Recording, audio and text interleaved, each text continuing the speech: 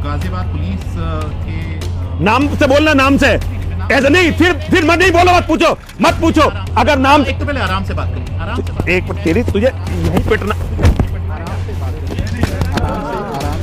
एक मिनट यति जी, अरे रुको ना यार, ये बदतमीजी कर रहा है। अरे ये बदतमीजी कर रहा है।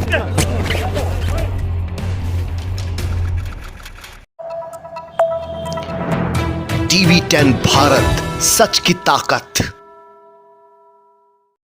तो आपने इस वीडियो में देखा कि किस तरीके से यति नरसिम्हानंद एक बीबीसी पत्रकार को मारने के लिए उठा है।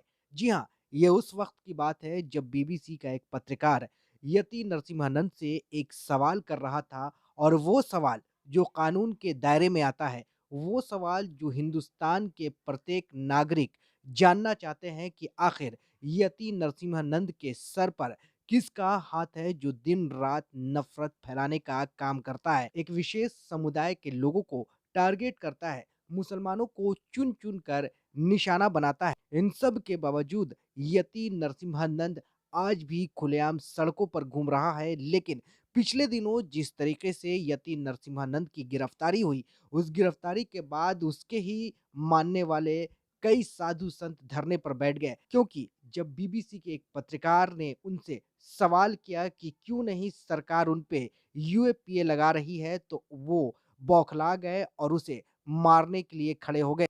ये सारी तस्वीर बीबीसी रिपोर्टर के कैमरे में कैद हो गई, और ये तस्वीर जब सामने आई तो यति नरसिम्हानंद का वो काला खौफनाक चेहरा लोगों के सामने नजर आने लगा कि किस तरीके से हिंदुस्तान को तोड़ने का ये काम कर रहा है। लेकिन आज जिस तरीके से यति नरसिम्हानंद ने एक पत्रकार को मारने की कोशिश की है, एक पत्रकार को जान से मारने की कोशिश की है, इस कोशिश के बाद अब साफ हो गया है कि ये पूरी तरीके से हिंदू आतंकवादी है।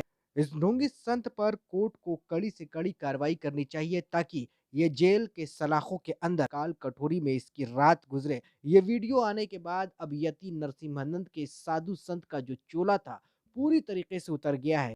हम पर मुकदमे कम दर्ज नहीं हो रहे हैं, छोटी छोटी बातों में हम पर मुकदमा दर्ज हो रहे हैं, जबकि मुसलमान जिहादी उससे कड़ी बातें कहते हैं, कोई बोलता नहीं है। तुम्हारी हिम्मत नहीं वहां इंटरव्यू लेने की। मुकदमे दर्ज होने के बावजूद भी आप जेल तो वो तो हमें न्यायपालिका, अरे न्यायपालिका दे रही है भाई। हाँ, तो वही तो बात हो रही है कि जो बात होती है कि भाई जो पुलिस जिस तरह के चार्जेस लगा सकती है, एक वरिष्ठ वकील है उनसे मैं बात कर रहा था, तो उनका कहना था कि आप पर यूएपीए लगना चाहिए था, लेकिन आप पर यूएपीए नहीं लगाया। और जिस तरह के चार्जेस लगे हैं उसमें आराम से बेल मिल जाती है, या फिर उतनी मुश्किल नहीं होती है। नहीं, यूएपीए किस बात पे लगना चाहिए? मेरे पे कोई हथियार है? मेरे पास सिर्फ एक बोलने पे यूएपीए लग जाएगा? तो फिर तो इस हिंदुस्तान में आधी जनता जेल में होनी चाहिए।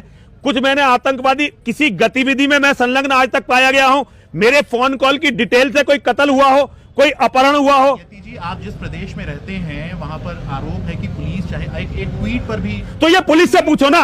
ये आपके थोड़े बहुत पढ़े लिखे हो या बिल्कुल जाहिल हो? पुलिस से पूछो ना, पुलिस क्या कर रही है? मुझसे क्यों पूछ रहे हो ये बात? मेरे वकील काम करते हैं जिन्हें मैं लाखों रुपए पे करता हूं साल में। मेरे लिए एक पूरा सिस्टम काम करता है, मेरे शिष्यों का, जो मुझे बचाने का प्रयास करता है। पुलिस की बात मुझसे क्यों पूछ रहे हो तुम? नेताओं की बात नेताओं से पूछो, मेरी पीड़ा मुझसे पूछो।